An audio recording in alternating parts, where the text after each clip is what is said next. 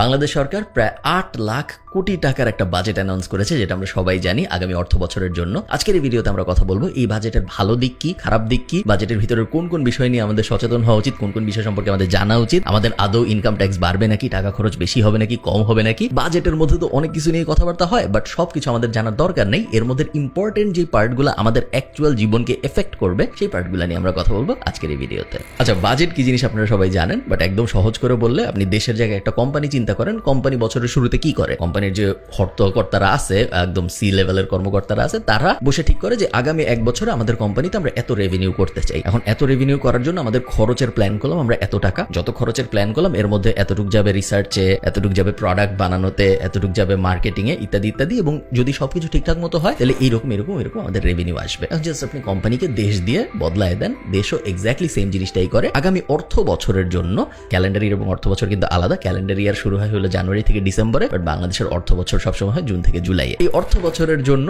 আমাদের এত টাকা ইনকাম করতে হবে দেশ চালানোর জন্য। একটা দেশের চলতে এত টাকা লাগবে, ৮ লাখ কোটি টাকা আগামী অর্থ বছরের জন্য। এবং এই ৮ লাখ কোটি টাকা ইনকামের এই উপায় আমাদের, এটাই যে জিনিসটা করা হয়েছে এটাকে বাজেট বলা হয়। সো বেসিক ৮ লাখ কোটি টাকা আমাদের লাগবে আগামী অর্থ বছরে বাংলাদেশকে চালানোর জন্য। এই ৮ লাখ কোটি টাকার মধ্যে প্রায় ৬ লাখ কোটি টাকার একটু কম, 5.4 সামথিং এইটুক হইলো রেভিনিউ হবে। আপনারা বুঝতে পারতেছেন আমার ৮ লাখ কোটি টাকা লাগবে দেশ চালানোর জন্য, বাট আগামী এক বছরে আমার ইনকাম হবে আসলে ৫.৫ লাখ কোটি টাকার মতো। সো বাকিটুক যা, ওইটুক যদি আমি না পারি ইনকাম করতে, তাহলে আমি দেশ কিভাবে চালাবো? ওইটুক আমি লোন নিয়ে চালাবো। সো বাংলাদেশ যখন বাজেট অ্যানাউন্স করে প্রত্যেক বছরই এটা হয়। বাজেটের একটা অংশ থাকে যেটা আমার ন্যাশনাল ইনকাম থেকে হবে, আর আরেকটা অংশ থাকে যেটা আমি লোন নিয়ে পূরণ করব। ন্যাশনাল ইনকামের পার্টটার যে ইনকামটা, ওইটা আসলে আমার আপনার ইনকাম, আমরা যে ট্যাক্স দিই সেই ট্যাক্সের টাকাতেই সরকার চলে। এবং প্রত্যেকবারের বাজেটের মূল যে পার্ট, সো এবারও ৮ লাখ কোটি টাকার বাজেট হয়েছে, তার মধ্যে 5.4 লাখ কোটি টাকার ইনকাম আসবে ট্যাক্স থেকে এবং বাকিটুকু আসবে লোন থেকে। মোটামুটি ভাবে বললে প্রায় ২.৫ লাখ কোটি টাকা সরকার লোন নিবে বাজেটের ডেফিসিট ফিল আউট করার জন্য। এখন একটা কমন প্রশ্ন আপনাদের মাথায় আসতে পারে, যে কমন প্রশ্নটা অবশ্যই রেলেভেন্ট এবং এই প্রশ্ন আসা উচিত আপনাদের মাথায়, সেটা হলো ২.৫ লাখ কোটি টাকা এক্সট্রা লোন নিয়ে আমরা ৮ লাখ কোটি টাকার বাজেট না বানায় আমরা কি আসলে ৫.৫ লাখ কোটি টাকার বাজেটই বানাইতে পারতাম না? ২.৫ লাখ কোটি টাকা লোন হয়তো থাকতো না, সবকিছু একটু কম হইতো, বাট আমাদের লোনের বোঝাটা থাকতো না। এটা কি করা যাইতো নাকি? হয়তো করা যেত, বাট কখনোই বাংলাদেশ সরকার ওইভাবে জিনিসটা করে না। বাংলাদেশ সরকার সবসময় তাদের বাজেটের দুইটা পার্টি রাখে। একটা পার্টের ইনকাম আসে রেভিনিউ থেকে, মেইনলি এনবিআর থেকে এবং কিছু এক্সটার্নাল সোর্স থেকে, এবং বাকি পার্ট সবসময় লোন নিয়ে কভার করা হয়। আচ্ছা, বাজেটের কিছু কি পয়েন্ট নিয়ে আমরা কথা বলবো, বাট তার আগে আমি একটা জিনিস আপনাদের বুঝাই বলি, সেটা হলো budget is never a true reflection of the economy. মানে হইল বাজেটে যদি কোনো কিছু বলা হয় যে এটার দাম বাড়বে, তাইলে 100% ওটার দাম বাড়বে। হাউএভার বাজেটে যদি বলা হয় যে এটার দাম কমবে, কারণ ওটার উপরে আমদানি শুল্ক কমানো হয়েছে, এটার উপরে ট্যাক্স রেয়াত দেওয়া হয়েছে, ইত্যাদি ইত্যাদি, চান্স খুব কম যে ওইটার দাম অ্যাকচুয়ালি কমবে এন্ড মার্কেটে এসে। এবং আমাদের জীবনযাপনের জন্য আমরা যা কিছু কিনি প্রত্যেকদিন, প্রত্যেকে তো আমরা জীবন চালানোর জন্য বিভিন্ন জিনিসপত্র কিনি, তাই না, রেগুলারলি। এই জিনিসগুলোর দাম না বাজেট হোক বা না হোক প্রতিনিয়ত বদলাইতে থাকে। আপনি চিন্তা করেন, রোজার মাসে আমরা দেখি বেগুনির দাম বেড়ে যায়, আমরা দেখি বছরের বিভিন্ন সময় গরুর মাংসের দাম বেড়ে যায়, মুরগির মাংসের দাম বেড়ে যায়, সয়াবিন তেলের দাম বেড়ে যায়, রেগুলার যে তেল যেটা গাড়িতে ভরে ওটার দাম বেড়ে যায়। ফর এক্সাম্পল, বছরে তো প্রত্যেক মাসে বাজেট অ্যানাউন্স হয় না। আমরা দেখি জমির দাম বাড়ে, আমরা দেখি বাড়ির দাম বাড়ে, আমরা দেখি জীবনযাত্রার ব্যয় বেড়ে যায়। বছরে তো প্রত্যেক মাসে বাজেট অ্যানাউন্সমেন্ট হয় না, বাট তারপরে এগুলো কেন বাড়ে? তার কারণ আমাদের ইনফ্লেশন ভিত্তিক ইকোনমির অবস্থা এখন এরকম যে বাজেট অ্যানাউন্স হোক বা না হোক, ওইটার সাথে জিনিসপত্রের দাম বাড়ার আসলে তেমন কোনো সম্পর্ক নাই। জিনিসপত্রের দাম যেভাবে বাড়তেছে সেভাবে বাড়তেই থাকবে। উল্টা বাজেটে যেগুলার উপরে আরো এফেক্ট দেওয়া হয়েছে, সো কারণ বাজেটে কোনো একটা কিছুর উপরে আবগারি শুল্ক বসানো হয়েছে, ওইটার দাম আরো এক্সট্রা বাড়বে, এমনিতেও বাড়তেছিল, এক্সট্রা বাড়বে। সো এই কারণে আমি বলতেছি যে বাজেট দেখে যে হ্যাঁ এটার উপরে এখন এত % ট্যাক্স বসানো হয়েছে, এটার দাম মনে হয় বাড়বে। ব্যাপারটা এমন না যে বাজেট না হইলে ওটার দাম বাড়তো না, তাও বাড়তো এবং চান্স আছে ওটার থেকে আরো বেশি বাড়তো। সো বাজেট দেখে অমুক জিনিসের দাম বাড়বে, অমুক জিনিসের দাম কমবে, এইটা নিয়ে চিন্তা করাটা আমার মনে হয় খুব বেশি ফিজিবল না বাংলাদেশের ইকোনমির জন্য। আচ্ছা, প্রথম ব্যাপার হলো বাজেটে ইনকাম ট্যাক্সের ক্ষেত্রে কোনো ধরনের পরিবর্তন আসে নাই। 3.5 লাখ পর্যন্ত আগেও ট্যাক্স ফ্রি ছিল পার্সোনাল ইনকাম, এখনো 3.5 লাখ পর্যন্ত ট্যাক্স ফ্রি। এরপরে আস্তে আস্তে স্ল্যাব দেওয়া হয়েছে, আগের মতো যা স্ল্যাব ছিল তাই আছে। এবার খালি একটা নতুন স্ল্যাব অ্যাড করা হয়েছে, 30% একটা নতুন স্ল্যাব ইন্ট্রোডিউস করা হয়েছে এই বাজেটে, যেটাই খুব আলট্রা ওয়েলদি, আলট্রা বড় লোক যদি আপনি না হন তাহলে আপনি পড়বেন না। তো আপনার ওটা নিয়ে চিন্তা ভাবনা করার খুব একটা দরকার নেই। বাট মেইনলি গত বছরের সাথে এই বছরের বাজেটের ইনকাম ট্যাক্সের হিসাবে তেমন কোনো ডিফারেন্সিয়েশন আসে নাই। মোবাইল এবং ইন্টারনেট কানেক্টিভিটির জন্য আপনার এখন বেশি খরচ হবে। আগে আপনি যদি 133 টাকা খরচ করতেন তাহলে আপনি 100 টাকার সেবা পাইতেন। এখন আপনার 100 টাকার সেবা পাওয়ার জন্য 139 টাকা খরচ করতে হবে। 133 টাকা থেকে 139 টাকায় চলে গিয়েছে এবং এই জিনিস আপনি মোবাইলে রিচার্জ করেন ফোনে কথা বলার জন্য হোক, বা আপনি মোবাইলে ইন্টারনেট ব্যবহার করেন, বা আপনি সিম কিনেন, সিম কিনতে গেলেও 200 টাকা আগে লাগতো ট্যাক্স, এখন 300 টাকা, ওখানেও 100 টাকা বাড়ানো হয়েছে। সো ওভারঅল মোবাইল ইন্ডাস্ট্রিতে দেখা যাচ্ছে আপনাদের খরচের পরিমাণ বাড়বে। ইন্টারেস্টিংলি মধ্যবিত্তদের যেটা নিয়ে আরেকটু সোচ্চার হওয়া যায় বা যেটা নিয়ে একটু কথাবার্তা বলা যায় বলে আমি মনে করি সেটা হলো এসি এবং ফ্রিজের উপরে ট্যাক্স বসানো হয়েছে। এসি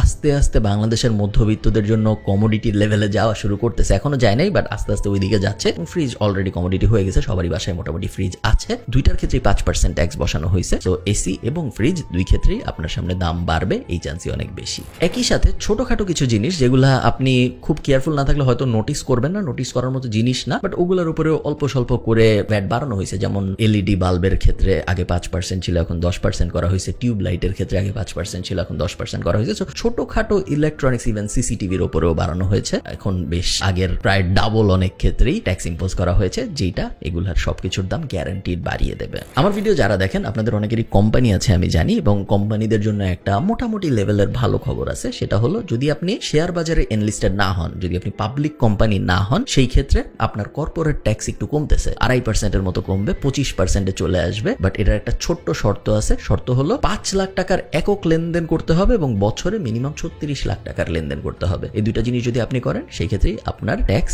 27.5% যদি আমি ভুল না করে থাকি, ওটার থেকে 25% চলে আসবে কর্পোরেট ট্যাক্স। আমি কম্পারিজনের জন্য বলতে পারি আয়ারল্যান্ডে আমি এই সেম ট্যাক্সটা দিই 12.5% আমার আইরিশ কোম্পানির জন্য, যেটা বাংলাদেশে এখন 25%, সো অলমোস্ট ডাবল। একটা ভালো ব্যাপার হইলো আপনাদের অনেকেই provident fund, gratuity fund, pension fund, এরকম ভবিষ্যতের জন্য যে ইনভেস্টমেন্ট গুলা করেন, এগুলো আপনাদের অনেকেই হয়তো আপনাদের কোম্পানির থেকে করে। আপনারা যদি সরকারি চাকরি করেন তাহলে তো সরকারি চাকরি থেকে এটাই রাখে, বাট বেশিরভাগ প্রাইভেট কোম্পানিতে আসলে এই ধরনের ফান্ড থাকে। এই সব ফান্ডের ক্ষেত্রে কর আসলে কমানো হয়েছে, 15% থেকে 10% নিয়ে আসা হয়েছে, এবং ভবিষ্যতে আপনি যখন আপনার এই টাকা উইথড্র করবেন তখন আপনার কিছু টাকা সেভ হবে, কারণ আপনার কর কম দিতে হবে। আপনাদের যাদের শেয়ার বাজারে ইনভেস্টমেন্ট আছে, শেয়ার বাজার রিলেটেড একটা ইন্টারেস্টিং আপডেট আসছে। সেটা হলো বছরে যদি আপনার 50 লাখ টাকার বেশি প্রফিট হয়, সো 50 লাখ টাকা পর্যন্ত প্রফিট ট্যাক্স ফ্রি শেয়ার বাজারে। হাউএভার যদি আপনার 50 লাখ টাকার বেশি প্রফিট হয় তাহলে আপনার যে এক্সট্রা প্রফিটটা হচ্ছে, তো মনে করেন আপনার 60 লাখ টাকা প্রফিট হয়েছে, তার মানে 50 lakh tax free, 10 lakh taxable. ওই এক্সট্রা 10 লাখের উপরে আপনার 15% কর দিতে হবে, যেটা ইন্টারেস্টিং। আমার মনে হয় না এটা নিয়ে নেগেটিভ কিছু বলার আছে, তার কারণ আপনি 60 লাখ টাকা 50 লাখ টাকার বেশি প্রফিট করতেছেন, সো 50 লাখ টাকার উপরে আপনি যে প্রফিট করতেছেন ওইটার উপরে আপনি ট্যাক্স দিবেন, এটা তেমন কোনো খারাপ ব্যাপার না। আমি দেখেছি অনেক নিউজ পোর্টাল টোল্টার এটা নিয়ে কথাবার্তা বলছে যে শেয়ার বাজারে বিনিয়োগকারীদের মাথায় হাত ইত্যাদি ইত্যাদি, বাট বছরে আপনি যদি 50 লাখ টাকার বেশি প্রফিট করেন শেয়ার মার্কেট থেকে, এবং সেই 50 লাখ টাকার বেশি প্রফিটের উপরে যদি আপনার 15% কর বসে, আমার মনে হয় না ওটা তেমন একটা মেজর ইস্যু। আমি জানি না আপনাদের কি মনে হয়, আপনারা আমাকে কমেন্টে জানান। আমি সবকিছু আয়ারল্যান্ডের সাথে এক্সাম্পল দিয়ে মিলাচ্ছি, তার কারণ এই দুইটা মার্কেটিং আমার বেশ এক্সপিরিয়েন্স আছে। আমি ইন্টারন্যাশনাল শেয়ার কিনি, সো ইন্টারন্যাশনাল শেয়ারে ক্যাপিটাল গেইনস ট্যাক্স 33% আয়ারল্যান্ডে। সো আমার মনে করেন আমি অ্যাপেলের শেয়ার কিনেছিলাম $100, এখন অ্যাপেলের শেয়ারের দাম হয়ে গেছে $200। আমি যদি এখন অ্যাপেলের শেয়ার বেচি, ওই যে $100 আমার লাভ হইলো, ওই $100 $33 আমার আইরিশ সরকারকে দিয়ে দিতে হয়। আমার ভিডিও যারা দেখেন তাদের অনেকেই freelancing, IT business, service business, international ক্লায়েন্টদের সাথে কাজ করেন, এরকম বিভিন্ন বিজনেসের সাথে জড়িত। আপনাদের জন্য একটা গুড নিউজ আছে, আমাদের অনেক দিন পর্যন্তই ট্যাক্স ফ্রি ছিল, এবং এই বছর বলা হচ্ছিল যে আইটি রিলেটেড সেবা ট্যাক্স ফ্রি হয়তো আর থাকবে না, ওই ট্যাক্স রেয়াতটা সরায় ফেলা হবে, বাট এটা হয় নাই। এটা আরো 3 বছরের জন্য এক্সটেন্ড করা হয়েছে যদি আপনি ক্যাশলেসে ডিল করেন। ক্যাশে যদি ডিল করেন সেই ক্ষেত্রে আপনার জন্য এটা অ্যাপ্লিকেবল না, বাট আপনি যদি ক্যাশলেস ডিল করেন, আপনি টাকা ক্যাশে আদান প্রদান করতেছেন না, সবসময় ব্যাংকে হচ্ছে বা কন্ট্যাক্টলেসে হচ্ছে, এরকম যদি হয় সেই ক্ষেত্রে 19টা সেবা বলা হয়েছে যাদের কোনো ট্যাক্স দিতে হবে না। এর মধ্যে ই লার্নিং প্ল্যাটফর্ম থেকে, ফ্রিল্যান্সার থেকে শুরু করে, কল সেন্টার সার্ভিস থেকে শুরু করে, আমি এখানে লিখে রাখছি blockchain based solution, AI based solution. আপনি যদি অ্যাপ বানান, আপনি যদি সফটওয়্যার বানান, আপনি যদি ইন্টারন্যাশনাল ক্লায়েন্টদের জন্য সার্ভিস দেন, আপনি যদি অ্যানিমেশন রিলেটেড কাজকর্ম করেন, বিশাল একটা লিস্ট আছে। যেই লিস্টের কোনোটাই যদি আপনি পড়েন তাহলে আপনার কর্পোরেট ট্যাক্স জিরো। আপনার কিন্তু স্টিল ইনকাম ট্যাক্স দিতে হবে যদি আপনার ইনকাম হয় 3.5 লাখ টাকার বেশি। হাউএভার আপনার কর্পোরেট ট্যাক্স যেটা 25%, ওইটা হয়ে যাবে 0%। ইন্টারেস্টিং একটা জিনিস যেটা আমি শিওর এটা নিয়ে সবাই কথা বলবে, সেটা হলো মুঠোফোন। আপনি যদি বিদেশ থেকে ফোন নিয়ে যান বাংলাদেশে, প্রথম 2টা ফোন, সো আপনার সাথে 2টা ফোন থাকতে পারবে ট্যাক্স ফ্রি। থার্ড যে ফোনটা আপনি নিয়ে যাবেন, আপনি মনে করেন 3টা ফোন নিয়ে গেলেন বাংলাদেশে, থার্ড যে ফোনটা ওই ফোনের দামের ওপর, ওই ফোনের ক্রয় মূল্যের ওপরে আপনার ট্যাক্স দিতে হবে। এবং ওই ফোনের দাম যদি হয় 30,000 টাকা, আপ টু 30,000 টাকা, তাহলে আপনার 5,000 টাকা ট্যাক্স দিতে হবে এয়ারপোর্টে যখন আপনি নামবেন তখন। যদি দাম হয় 30,000 থেকে 60,000 টাকা, তাহলে 10,000 টাকা দিতে হবে ট্যাক্স। এবং যদি 60,000 টাকার বেশি হয় তাহলে 25,000 টাকা হবে ট্যাক্স। তো মনে করেন আপনি 3টা ফোন নিয়ে বাংলাদেশ এয়ারপোর্টে নামছেন আজকে। এই 3টা ফোনের মধ্যে থার্ড ফোনটা হইলো একটা আইফোনের দাম সাধারণত 1 লাখ টাকার বেশি হয়, আমি যদি ভুল না করে থাকি। এবং যদি তাই হয় তাহলে বাংলাদেশ এয়ারপোর্টে নামার পরে আপনার ওই থার্ড ফোনটার জন্য 25,000 টাকা ট্যাক্স দিতে হবে। আয়কর রিটার্ন নিয়ে প্রত্যেক বছরই আগের বছর থেকে অনেক বেশি সিরিয়াস হচ্ছে সরকার, এবং এটা খুব একটা খারাপ ব্যাপার না। আয়কর রিটার্ন নিয়ে সিরিয়াস হওয়া উচিত, কারণ না হলে যেহেতু সরকারের মেইন ইনকাম সোর্সই আসলে আয়কর, তো আয়কর ইনকাম করা নিয়ে যদি সরকার সিরিয়াস না হয়, এনবিআর যদি সিরিয়াস না হয়, তাহলে ইনকামও তো করতে পারবে না। এমনিতেও বাংলাদেশের বেশিরভাগ মানুষের এখনো মেন্টালিটি হলো ট্যাক্স যত কম দেওয়া যায়। তো ওই মেন্টালিটি থেকে আস্তে আস্তে শিফট করানোর জন্য সরকার বিভিন্ন সময় বিভিন্ন জিনিস করতেছে। আপনারা জানেন যে এই বছরও অনেক কিছু করেছে, বাট আগেও অনেক কিছু ম্যান্ডেটরি করা হয়েছিল যে ফিক্সড ডিপোজিট করতে হলে এখন থেকে আয়কর রিটার্ন জমা দিতে হবে, সঞ্চয়পত্র কিনতে হলে এখন থেকে আয়কর রিটার্ন জমা দিতে হবে, এগুলো আগের। বাট এই বছরও নতুন নতুন জিনিস করা হয়েছে, যেমন এখন যদি আপনি বিয়ের ভেন্যু বুকিং দিতে চান, তাহলে আপনি যে আয়কর দিচ্ছেন ওইটার যে সার্টিফিকেটটা ওইটা দেখাইতে হবে। যদি আপনি না দেখান তাহলে আপনি বিয়ের ভেন্যু বা যে কোনো ভেন্যু বুকিং দিতে পারবেন না। রেস্টুরেন্টের মালিক যদি আপনি হন, তাহলে আপনার আয়কর রিটার্ন ঝুলায় রাখতে হবে, যেটা সবাই দেখতে পারে এরকম একটা জায়গায়। যদি তা না থাকে তাহলে কর কর্মকর্তারা যদি আপনার রেস্টুরেন্টের ভিজিটে যায় এবং দেখে যে কোথাও ঝুলানো নাই আপনার এই লেটেস্ট অর্থ বছরের আয়কর রিটার্ন, সেক্ষেত্রে তারা আপনাকে ইমিডিয়েটলি জরিমানা করতে পারবে। কিছু কিছু জিনিস আছে যেগুলোর উপরে আমদানি শুল্ক বসানো হয়েছে, বাট আমার মনে হয় না ওগুলা খুব ম্যাসিভলি মানুষজনকে এফেক্ট করবে, বাট ওগুলা কিছু যায় আসে। যেমন বিদেশি ফুল আমদানির উপরে 10% ট্যাক্স বসানো হয়েছে, সম্ভবত বিদেশি ফল আমদানির ক্ষেত্রে হয়তো 5-10% ট্যাক্স বসানো হয়েছে। বাট আমাদের বাংলাদেশি কারেন্সি ডলারের সাথে এত বেশি ফ্ল্যাকচুয়েট করে, তো আমি আপনাকে মোটামুটি গ্যারান্টি দিয়ে বলতে পারি যে আগামী 1 বছরে ডলার এবং বিডিটির যে রেশিও এটা আরো 10%-এর বেশি বাড়বে। তো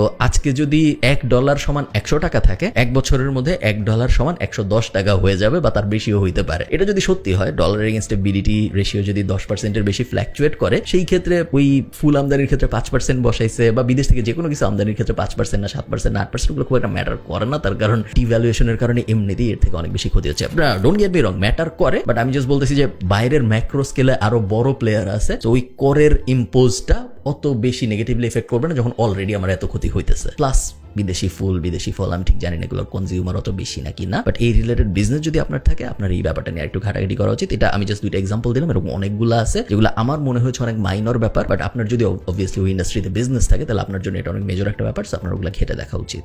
এবার লাস্ট, কালো টাকা সাদা টাকা বিষয়ক একটা খুব কন্ট্রোভার্সিয়াল ব্যাপার অ্যানাউন্স করা হয়েছে। প্রত্যেক বছরই আমাদের বাংলাদেশে যেহেতু কালো টাকা একটা খুব বড় সমস্যা, তো প্রত্যেক বছরই কালো টাকা সাদা করার জন্য বিভিন্ন ধরনের সুযোগ দেয় সরকার। এই বছর এটা দেওয়া হয়েছে, বাট এই বছর যেটা করা হয়েছে সেটা হলো আপনার যদি কালো টাকা থাকে তাহলে আপনি 15% ট্যাক্স দিয়ে ওই কালো টাকা সাদা করে ফেলতে পারবেন, যেটা একটু আনফেয়ার। আসলে আপনি জিনিসটা আমার সাথে অঙ্ক করলেই বুঝতে পারবেন। মনে করেন আমি বাংলাদেশে একটা বিজনেস করি এবং আমার বিজনেসে ট্যাক্স হয় 25% প্লাস, এবং আমার পার্সোনাল ইনকাম ধরেন 10 লাখ টাকা, 3.5 লাখ টাকা পর্যন্ত আমার তো ট্যাক্স ফ্রি।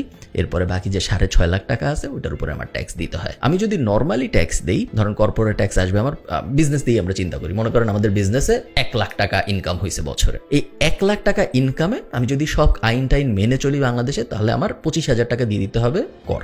বাট আমি যদি এই 1 লাখ টাকা আমার বালিশের নিচে লুকায় রাখি, তাহলে পরবর্তী বছরে ওই 1 লাখ টাকা আমি সাদা করবো যখন, বালিশের নিচে লুকাইছি মানে কালো হয়ে গেছে, সাদা করবো যখন, তখন আমি আসলে 15,000 টাকা দিয়ে পুরো 1 লাখ টাকা সাদা করে ফেলতে পারি। তো আমার ট্যাক্স সেভ হইলো আসলে 10,000 টাকা, আমি যখন জিনিসটা এই অ্যাঙ্গেলে চিন্তা করি। As a businessman, as an entrepreneur, আপনি এই জিনিসটা ভাবতেই পারেন, এবং যেইটা ভাবতেছে আমি কিন্তু তাকে অত দোষ দিতেও পারতেছি না, কারণ এটা একটা লিগাল লুপ হোল টাইপ ব্যাপার হয়ে যাচ্ছে। আপনি জিনিসটা চিন্তা করেন, ইন্টারন্যাশনালি আমরা অনেকেই জানি যে অনেকে ঠিক করে সে আমেরিকায় আর থাকবে না, সে আমেরিকার সিটিজেনশিপ বাদ দিয়ে দুবাই শিফট হয়ে যাবে। কেন করে? কারণ সে জানে যে আমেরিকায় যদি সে থাকে তার ফেডারেল ট্যাক্স দিতে হয় এবং তার লোকাল যেই শহরে সে থাকে ওই লোকাল ট্যাক্স তার দিতে হয়। এই দুইটা ট্যাক্স দেওয়ার পরে তার ইনকামের 40-45% পর্যন্তই দেখা যায় ট্যাক্সে চলে যায়। সে যদি দুবাই চলে যায় সেই ক্ষেত্রে তার ওই ট্যাক্স কমে 0% হয়ে যায় বা 2% হয়ে যায়। তো অনেকেই কিন্তু গত 5-6 বছরে আমেরিকার সিটিজেনশিপ বাদ দিয়ে, সিটিজেনশিপ ক্যান্সেল করে দুবাই বা মিডল ইস্টের বিভিন্ন দেশ বা অনেকে সাউথ এশিয়াও শিফট করছে। আমি জানি অনেকে আমাদের ইন্ডাস্ট্রির মানুষজন, আইটি ইন্ডাস্ট্রির মানুষজন, আমি অনেককে দেখেছি আমার আমেরিকান বন্ধু বান্ধব যারা থাইল্যান্ড শিফট করছে, যারা মালয়েশিয়া শিফট করছে, কারণ তাদের মনে হচ্ছে যে আমেরিকা থেকে কি হবে, আমেরিকায় আমার ইনকামের দিয়ে আমি যা যা করতে পারতাম ওই সব দেশে ওই সেম ইনকাম দিয়ে আমি তার থেকে অনেক বেশি কিছু করতে পারি। ইমিডিয়েটলি আমার ইনকাম ডাবল হয়ে যাচ্ছে অলমোস্ট, কারণ 50% এক্সট্রা অ্যাড হয়ে যাচ্ছে ট্যাক্স না দেওয়ার কারণে। এখানে ইলিগাল কিছু নেই। হ্যাঁ, জিনিসটা আপনি বলতে পারেন যে ওরা আমেরিকার সাথে কি একটা বেইমানি করলো। ইন আ ওয়ে মোরালি আপনি যদি চিন্তা করেন হয়তো হ্যাঁ হয়তো না, আমেরিকা ওকে এত কিছু দিছেও এখন হঠাৎ করে চলে যাচ্ছে, আমেরিকাকে আর ট্যাক্স দিবে না, ঠিক আছে, ইজ ইট ইলিগাল? না, ইলিগাল কিছু না। এখন একজন এন্টারপ্রেনিউরিয়াল মানুষ সবসময়ই লুপ হোল টাইপ জিনিসপত্র খুঁজে, আমি জানি। তো একজনের যদি এরকম মনে হয় যে আচ্ছা আমি ট্যাক্স দিব না, আমি টাকাটা রেখে দিই, পরের বছর নিশ্চয়ই একটা কালো টাকা সাদা করার সুযোগ আসবে, এবং যখন এই সুযোগ আসবে তখন আমি নিশ্চয়ই আরো কম ট্যাক্স দিয়ে বা কম একটা জরিমানা দিয়ে কালো টাকা সাদা করে ফেলতে পারবো, আমার ওখানে 10% 15% লাভ হবে। 1 লাখ টাকার 15% লাভ মাত্র 15,000 টাকা। হাউএভার যখন একজন 100 কোটি টাকা ইনকাম করে বা একজন 1000 কোটি টাকা ইনকাম করে তখন তো এটা একটা বিশাল লাভের অ্যামাউন্ট, তাই না? তো অনেক মানুষ এরকম ভাববে, আমি জানি, এবং এই কারণে এটা নিয়ে এত সমালোচনা হচ্ছে, এবং সমালোচনা হওয়াটা অবশ্যই যৌক্তিক। এই জিনিসটা উল্টা হওয়া উচিত ছিল। নর্মালি যারা ট্যাক্স দেয় তাদের বেনিফিট দেওয়া উচিত ছিল, এবং যারা কালো টাকা সাদা করতে চায় তাদেরকে নর্মাল ট্যাক্স ব্র্যাকেটের থেকে এক্সট্রা পেনাল্টি দিয়ে ওই কালো টাকা সাদা করার সুযোগ দেওয়া উচিত ছিল। সো ফর এক্সাম্পল, নর্মাল মানুষ যদি 25% ট্যাক্স দেয় কর্পোরেট ট্যাক্স, কালো টাকা সাদা করার জন্য তার অবশ্যই এটা হওয়া উচিত ছিল 35% বা অ্যাটলিস্ট 30%, বা সমানও যদি ধরতো 25% তাও মানা যাইতো। বাট তাদেরকে যখন এটা 15% নিয়ে আসা হয় তখন জিনিস একটু আনফেয়ার মনে হয়, আমার মনে হয়েছে এবং সবারই মনে হয়েছে। তো দেখা যাক এই রুলটা থাকে নাকি থাকে না। আরেকটা জিনিস অনেক বেশি আলোচনায় আছে, সেটা হলো আমাদের যে টোটাল বাজেট হয়েছে এই বছর 8 লাখ কোটি টাকা, ওইটার প্রায় 15%, 14.24%। সো অঙ্কের হিসাবে আসে 1,13,500 কোটি টাকা। এই 1,13,500 কোটি টাকা বাংলাদেশ সরকার আগামী 1 বছরে ব্যয় করবে শুধুমাত্র সুদ দিতে। তো আপনারা যারা সঞ্চয়পত্র কিনছেন তাদেরকে সরকারের তো টাকা দিতে হয় প্রত্যেক মাসে, ওই টাকা যাবে এখান থেকে। সরকার যখন ইন্টারন্যাশনাল লোন নিছে বা সরকার যখন বিভিন্ন দেশ থেকে বা বিভিন্ন ব্যাংকিং IMF টাইপ জায়গা টাকা থেকে যখন লোন নিছে, ওই লোনগুলোর তো প্রত্যেকটার সুদ আছে, ইন্টারেস্ট আছে, সেই ইন্টারেস্টের টাকাও যাবে এখান থেকে। তো টোটাল বাজেটের প্রায় 15% সরকার খরচ করবে লোন পরিশোধ করার ইন্টারেস্ট হিসেবে, ঠিক আছে? তো এই জিনিসটা একটা চিন্তার বিষয়, এবং আপনারা এই ব্যাপারটা এরকম ভাবে চিন্তা করতে পারেন পার্সোনাল লেভেলে। এগেইন আমরা ভিডিও শুরু করছিলাম সরকারকে সরকার হিসেবে চিন্তা না করে একটা কোম্পানি হিসেবে চিন্তা করতে। এখন আমরা এই ভিডিওটা শেষ করব সরকারকে সরকার হিসেবে চিন্তা না করে একজন মানুষ হিসেবে চিন্তা করতে। মনে করেন আপনার আগামী 1 বছরের চলার জন্য একটা অ্যামাউন্ট আপনি সেট করেছেন যে আমার জীবনে চলার জন্য এত টাকা লাগবে। এই টাকার মধ্যে কত পার্সেন্ট আসলে আপনার নিজের জীবন চালানোর জন্য ব্যয় করা উচিত ভার্সেস কত পার্সেন্ট আসলে আপনার সুদ পরিশোধের জন্য ব্যয় করা উচিত। আপনার মাসে ইনকাম যদি হয় 100 টাকা, সেই 100 টাকার মধ্যে 15 টাকা যদি আপনার ইমিডিয়েটলি চলে যায় সুদ পরিশোধ করার জন্য, সেই ক্ষেত্রে আপনি হয়তো একটা আনহেলদি ফাইন্যান্সিয়াল লাইফের মধ্যে চলে যাচ্ছেন। 15% ইটসেলফ অত বড় মনে নাও হইতে পারে, এবং এটা ডিপেন্ড করে আসলে আপনি ওই টাকাটা দিয়ে কি করতেছেন এটার উপরেও। জিনিসটা কিন্তু ভালোও হইতে পারে, খারাপও হইতে পারে, but it all depends on আপনি ওই টাকাটা দিয়ে আসলে কি করতেছেন তার জন্য। আমি লোন নিয়ে যদি একটা মর্টগেজ নিয়ে একটা বাড়ি কিনি, কথার কথা, ওটা একটা ভালো ডিসিশন হইতে পারে, তার কারণ মর্টগেজের ক্ষেত্রে আমার ইন্টারেস্ট আসবে 4%। আমার কাছে যে টাকাটা ছিল ওটা যদি আমি S&P 500 ইনভেস্ট করি তাহলে আমার হয়তো অ্যানুয়ালাইজড রিটার্ন আসবে 8%-এর আশপাশে in a long span of time. So আমার আসলে লাভই হয় যদি আমি মর্টগেজ লোনটা নিই। সেটা একটা গুড ডেট। আবার আমি যদি তা না করে ক্রেডিট কার্ড দিয়ে জুতা কেনা শুরু করি, ওটাও একটা লোন, কিন্তু ওটা একটা বাজে লোন, কারণ ওইটা আমাকে আসলে কোনো অ্যাসেট বিল্ডিং এ হেল্প করতেছে না, ওইটা আমাকে কখনোই কোনো রিটার্ন দিবে না, এবং ওটা আসলে আমাকে একটা ব্যাড ডেটের দিকে ঠেলে দিচ্ছে। সো লোন ইটসেলফ খারাপ জিনিস না, লোনটা নিয়ে আপনি কি করতেছেন ওইটার উপর ডিপেন্ড করে যে আপনার এই লোন নেওয়ার ডিসিশনটা ভালো ছিল নাকি খারাপ ছিল। বাট আমার মনে হয় আমাদের সবারই সিটিজেন হিসেবে জানা উচিত যে আমাদের টাকা প্লাস আমাদের দেশ প্লাস আমাদের সরকার, আমাদের পুরো টাকাটার ডিস্ট্রিবিউশনটা আসলে কিরকম হচ্ছে। এগুলোই ছিল আমার মনে হয় যেগুলো আমার চোখে লাগছে বাজেটের ইন্টারেস্টিং বিষয়। আমাকে আপনারা কমেন্টে জানাবেন যে আপনাদের কি ইন্টারেস্টিং লেগেছে এই বাজেটের, এবং আমি চেষ্টা করবো কমেন্ট পরে উত্তর দিতে। আমি শিওর অনেক কিছু আমি মিস করে ফেলেছি। আমি যখন বাজেটের ব্রিফ পড়তেছিলাম মেইনলি আমার চোখ গেছে এমন এমন জিনিসে যেগুলো আমাকে এফেক্ট করে, এবং আমি শিওর আপনাদেরও তাই হবে, আপনাদেরও এমন এমন জিনিসের দিকে চোখ যাবে যেগুলো আপনাদের এফেক্ট করে। যেমন ধরেন গুঁড়া দুধের উপরে শুল্ক সরানো হয়েছে ফর এক্সাম্পল, আমার তেমন কিছু যায় আসে নেই, বাট আমি শিওর অনেকেরই অনেক কিছু যায় আসবে। আমাকে আপনারা কমেন্টে জানাবেন আপনাদের বাজেটের কোন জিনিস ভালো লাগছে এবং আপনাদের বাজেটের কোন জিনিস খারাপ লাগছে। ভালো থাকেন, টাটা।